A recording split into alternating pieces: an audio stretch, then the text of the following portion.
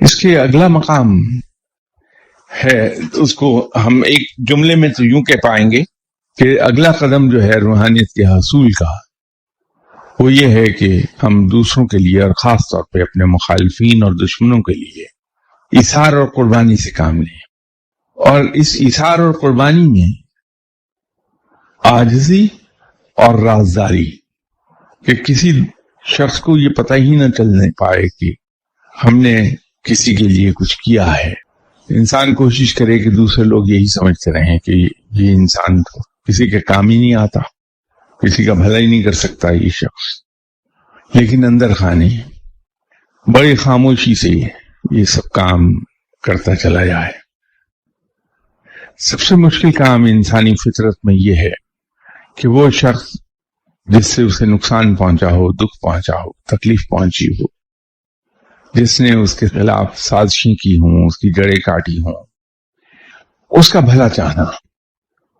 اور بھلا بھی اس انداز میں چاہنا کہ کسی کے علم میں نہ آنے دے۔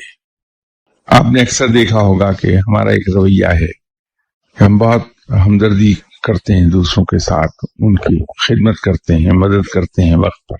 لیکن ساتھ اس کو لیکچر ضرور دے دیں گے کہ شرم کرو، تم جوان آدمی ہو، کام کیوں نہیں کرتے ہو، جا کے محنت کرو، اور جیب سے نکال کے اس کو پیسے دے دیں گے۔ یہ رویہ درست نہیں ہے۔ رب نے ہمیں دیتے وقت کبھی یہ نہیں ہم سے کہا کہ تم تو میرے سرکش بندے ہو، میری بات ہی نہیں مانتے، ہر وہ کام کرتے ہو جس سے میں منع کرتا ہوں، یہ نہ کیا کرو، پھر وہ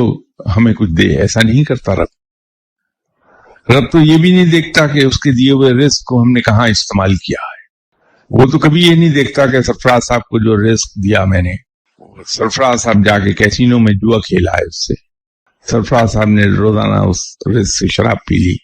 دیتا رہتا ہے، اور ضرورت سے زیادہ دیتا ہے، دل کھول کے کھلے ہاتھ سے دیتا ہے۔ یہی اس کی شان ربوبیت ہے، اور جو کچھ وہ ہمیں عطا کر رہا ہے بغیر یہ دیکھے کہ ہم اس کے شکر گزار بندے ہیں یا سرکش، وہ مال رب کی ملکیت ہے، اس کی اپنی ذاتی چیز ہے۔ ہمارے پاس جو کچھ ہے وہ تو رب کا دیا ہے، ہمارا تو کچھ ہے نہیں۔